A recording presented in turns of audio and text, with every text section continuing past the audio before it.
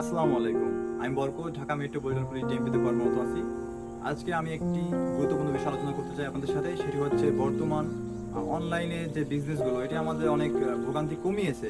এই ভোগান্তি কমালেও এটি একটা খারাপ দিক আছে, সেটি হচ্ছে এটি আমাদের ভোগান্তি কিন্তু বাড়িয়েও দিয়েছে। কিভাবে? যেটা খারাপ বা ভুয়া পেজ আছে, এগুলা থেকে দেখবেন আপনাকে বিভিন্ন পণ্য অফার করবে, কম দামে অনেক সুন্দর সুন্দর পণ্য অফার করবে। আপনি এটা ক্রয় করবেন, ক্রয় করার পরে আপনি যখন টাকা দিবেন, এই পণ্যটি কিন্তু আপনি পাবেন না। আবার পণ্যটি পালেও একদম আপনাকে A1 পণ্য দেখালে আপনি A4 গ্রেডের পণ্য পাবেন, তখন আপনি প্রতারিত হবেন।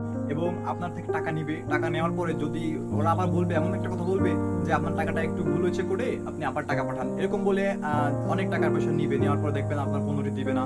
এই জন্য কোনো অনলাইন থেকে কোনো কিছু ক্রয় করলে অবশ্যই আপনি ওর যে প্রোফাইল বায়োডাটা দেখবেন, ওটাকে ভেরিফাই কিনা। ভেরিফাই না হলে কোনো অনলাইন কোনো শপ থেকে ক্রয় বিক্রয় করবেন না। এটি অনেকে এই ধরনের ভুলের শিকার হচ্ছে। যেরকম আমার অনেক পরিচিত অনেক বন্ধু, ছোট ভাই আছে, আমাকে কল করে বলে যে ভাই দেখেন, আমি তো এরকম পণ্য নিছি, পণ্যটা পাচ্ছি না বা পণ্যটা ডুপ্লিকেট হয়ে গেছে।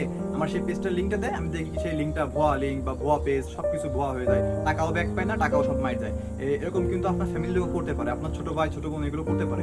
এই জন্য সবাইকে, সবাইকে সতর্ক করবেন যে অনলাইন থেকে কিছু ক্রয় বিক্রয় করলে অবশ্যই ভেরিফাই পেজ থেকে বা একদম রিভিউ থেকে সুন্দরভাবে ক্রয় বিক্রয় করবে, আর না হলে কিন্তু প্রতারিত হবেন। এই জন্য আগে থেকে আপনার সতর্ক হন। অনলাইন থেকে কিছু ক্রয় বিক্রয় করলে অবশ্যই এই বিষয়ে সতর্ক হবেন। ধন্যবাদ। কারণ পরবর্তীতে যদি পুলিশকে এসে বলেন, পুলিশ কিন্তু হেল্প করতে পারবে না, কারণ সেটা ভুয়া পেজ হলে সেটা ভেরিফাই করা আমাদের পক্ষে অনেক কঠিন হয়ে যায়। এই জন্য আপনারা নিজেরা সতর্ক থাকুন, সবাইকে ভালো রাখুন, বাংলাদেশ পুলিশের সতর্ক করুন। ধন্যবাদ।